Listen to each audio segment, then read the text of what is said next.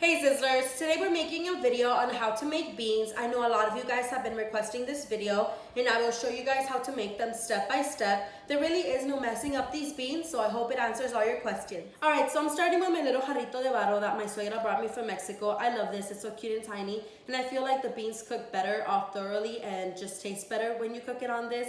I'm sure you could cook it in a regular pot if you don't have one of these, but you could find it at a Culebra meat market or any Mexican carnicerias. Of course, sometimes even flea market has them. So the first thing we're going to do is open our beans, make sure that you keep them in a dry spot, and clean them. What I mean by clean them is take out all the rocks that they have, make sure that you don't add any of the beans that are all nasty and wrinkly. Also, don't add any of the beans that are chipped, because sometimes little rocks hide in there and that could really chip your tooth and it'll be really painful. So clean them thoroughly, make sure that there's no rocks in there, and then we're gonna wash them, of course.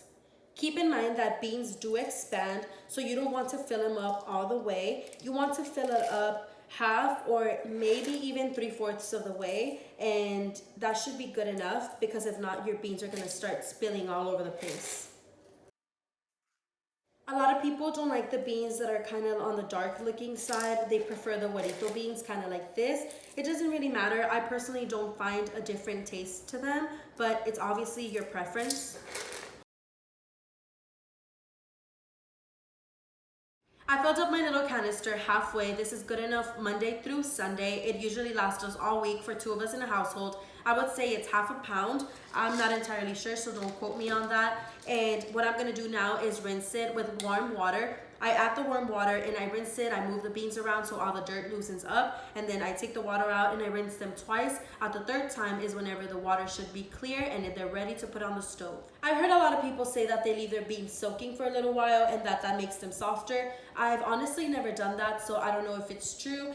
If your family does it like that, then you should probably continue to do it that way. But for me, I really just rinse them with warm water, and whenever I put them on the stove, they're already nice and soft. I could kind of feel it. So it just depends on how you want to do it. Now that I've rinsed my beans, I did fill it up with water. I only filled it up about up to here, because if you fill it up all the way, once it starts boiling, then the water will start to spill. So make sure that you never ever fill it up all the way. Also, I'm going to be adding 1 little garlic clove. The reason that I add this is because it does give it a really good taste. And my mom told me that the garlic really helps so the beans don't cause gas. I know that beans make your stomach really gassy, and the garlic clove is supposed to help. Now, I'm not sure if that's entirely true, but my mama told me to, so that's what I'm deciding to believe. Also, I'm not going to be adding any salt in just yet, because if you add it right now, then it'll just sink to the bottom. What you want to do is once the beans start boiling, then you add the salt. I usually add about 1 tablespoon and that's enough. I don't like my beans to be super salty. And later on, if I refry them and it needs more salt, then I will be adding more, but it just depends on how much salt you like in your food. Now that my beans are on the stove, medium heat, I did put the lid on them.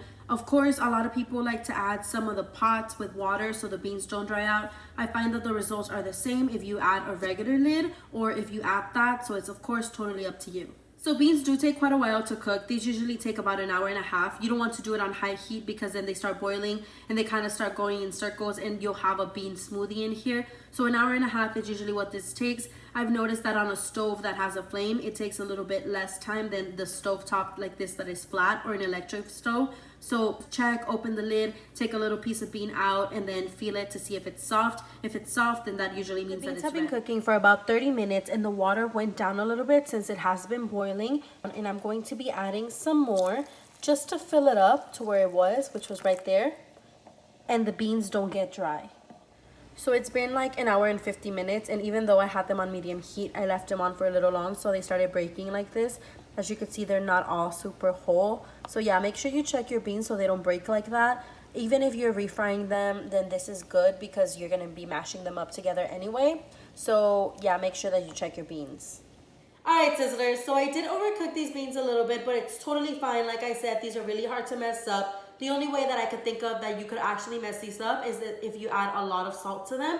But if you're going to refry them, then don't add a lot of salt. Just make sure that you add more salt whenever you're refrying them, which I do have a video to refry the beans down below. Check my IGTV videos. And yeah, these are pretty much the beans. You can add them to your favorite guisos. You can refry them and make them into chalupas. The possibilities are endless. In a Mexican household, you always want to have some beans. So these are it. I hope you guys enjoyed this video. Until next time.